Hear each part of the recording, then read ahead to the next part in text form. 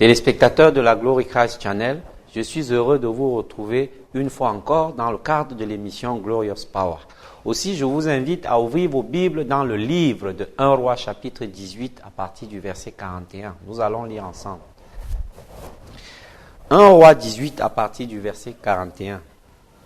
Et Élie dit à Akab, « Monte, mange et bois, car il se fait un bruit qui annonce la pluie. » Akab monta pour manger et pour boire. Mais Élie monta au sommet de Carmel et se penchant contre terre, il mit son visage entre ses genoux. Et il dit à son serviteur, « Monte, regarde du côté de la mer. » Le serviteur monta. Il regarda et dit, « Il n'y a rien. » Élie dit 7 fois, « Retourne. » À la 7e fois, il dit, « Voici un petit nuage qui s'élève de la mer et qui est comme la paume de la main d'un homme. » Élie dit, « Monte et dis à Akab, attelle et descends afin que la pluie ne t'arrête pas. » Verset 45. En peu d'instants, le ciel s'obscurcit par les nuages, le vent s'établit et il eut une forte pluie. Akab monta sur son char et partit pour Jezreel.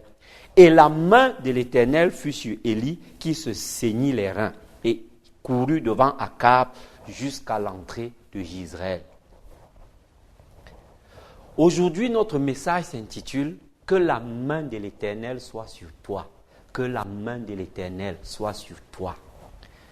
Dans 1 Roi chapitre 17, la Bible nous fait savoir que Élie avait commandé au ciel de se fermer, de sorte que pendant 3 ans et 6 mois, il n'y eut aucune goutte de pluie.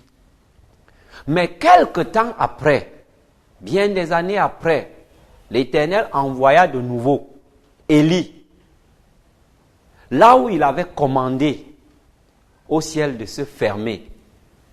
La Bible dit que Élie se rendit au mont Carmel et il était avec Akab. Akab qui était le roi à cette époque-là. Akab qui s'était détourné des voies de l'Éternel et qui avait suscité la colère de l'Éternel, qui sur la parole de son serviteur Élie ferma le ciel.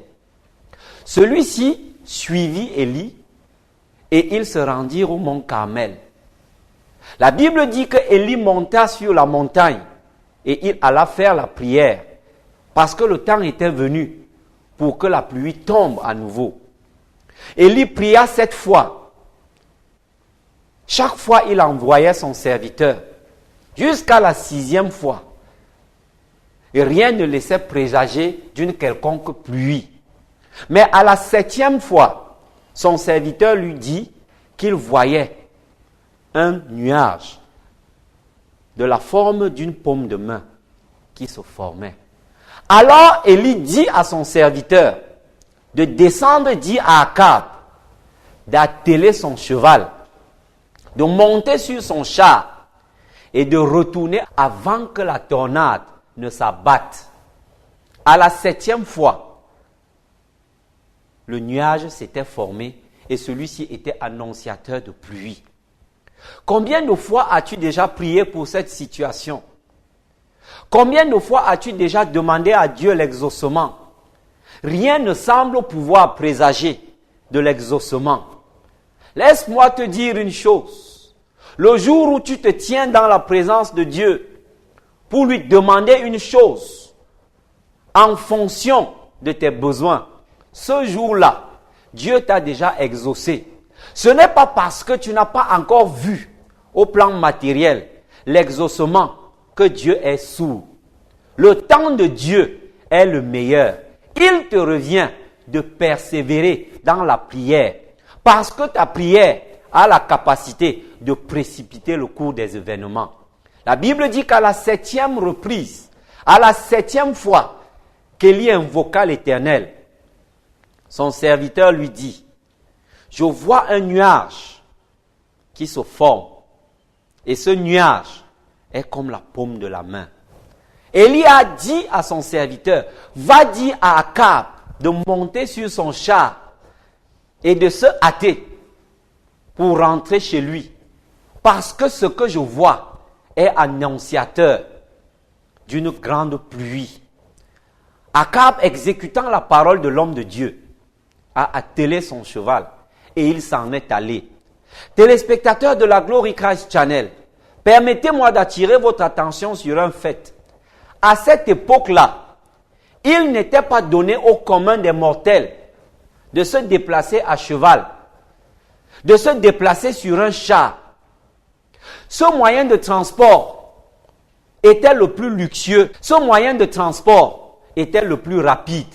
Mais il n'était pas donné à n'importe qui de le posséder. Si Jésus-Christ avait eu un char, si Jésus-Christ avait eu la possibilité de se déplacer comme il le voulait à cheval, il aurait rendu ministère bien au-delà des contrées où il avait prêché l'évangile. Mais il était pauvre. Il était pauvre. Il ne pouvait compter que sur ses 2 jambes. C'est lorsqu'il effectuait son entrée à Jérusalem qu'il monta sur un âne. Aller à cheval était réservé aux hommes d'une certaine catégorie. Cela était réservé aux hommes aisés. Cela était réservé aux hommes distingués. Aller à cheval signifiait que vous arriviez vite à destination. Élie était sur le mont Carmel. Élie priait l'Éternel. Il invoquait l'Éternel afin qu'il ouvre les écluses des cieux. Élie était sur la montagne et sa prière était annonciatrice de pluie. Il a envoyé son serviteur dire à Akab, qui était un roi, qui avait le privilège et l'aisance de se déplacer sur un cheval, d'emprunter celui-ci et se rendre à Jezreel. Élie n'avait que ses 2 jambes. Akab l'a devancé. Akab est allé en avance. Tu te regardes aujourd'hui, lorsque tu fais le point de ta vie, lorsque tu essayes de regarder aux avancées que tu as connues, tu as l'impression de patiner sur place. Tu es allé à l'école, tu étais intelligent. Mais ceux qui étaient après toi ont pris une longueur d'avance. Ils ont déjà construit des maisons. Ils ont déjà des postes de responsabilité. Mais tu te regardes. Mais le témoignage n'est pas bon. Tu t'es confié au Seigneur depuis un certain nombre d'années déjà. Et on te dit, où est ce Dieu que tu sers? Nous ne le connaissons pas. Nous ne connaissons pas ton Dieu, mais nous prospérons. Laissez-moi vous dire une chose. La vie n'est pas synonyme de vitesse. La vie, ce n'est pas la vitesse. Ce qui compte, c'est arriver à destination. Akab avait pris une longueur d'avance. Akab devait certainement arriver avant Élie. Élie n'avait pas le même moyen de déplacement. J'entends ma Bible dire, dans Psaume chapitre 20, versets 8 à 9, ceux-ci s'appuient sur leurs chars et sur leurs chevaux. Mais nous comptons sur l'Éternel. La vie se résume à une chose, la grâce de Dieu. La vie se résume à une chose, la main de Dieu dans la vie d'un homme. Akab était allé en avance.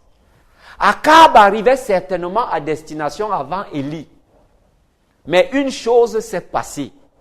Élie était sur la montagne. Élie invoquait le Dieu qui répond par le feu.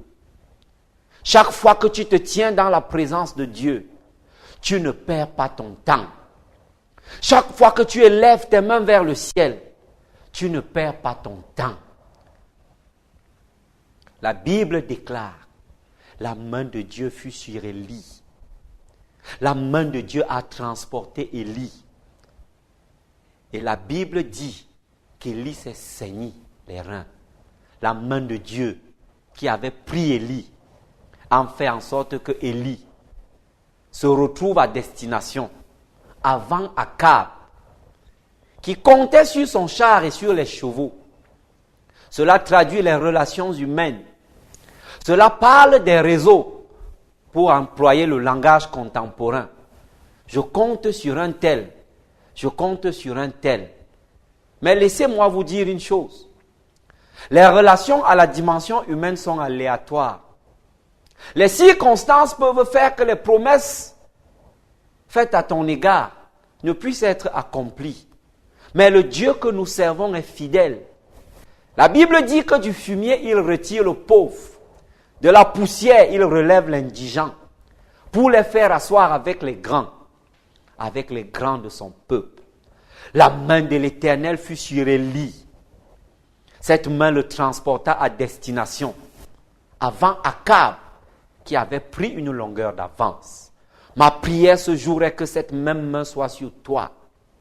Que cette même main provoque en toi, provoque dans ta vie, provoque dans tes projets, provoque dans tes études l'accélération. Oui, lorsque Dieu établit sa main dans la vie d'un homme, il précipite le cours des événements. Cela est vrai. Cela s'est déjà vu. Et cela se verra encore. Cela est établi dans ta vie. Au nom puissant de Jésus. Que la main de Jéhovah, cette même main qui fut sur Élie, soit sur toi et sur ta famille. Au nom puissant de Jésus-Christ. Amen. Téléspectateurs de la Glory Christ Channel, j'ai cette assurance que vous avez été bénis par ce message. Aussi, venez partager avec nous vos témoignages dans le cadre de l'émission, dans le cadre des programmes de la Glory Christ Channel. Venez à la chapelle de la gloire de Christ. Venez communier avec nous et Dieu vous bénira encore. Dieu vous bénira davantage. Au nom de Jésus-Christ. Amen.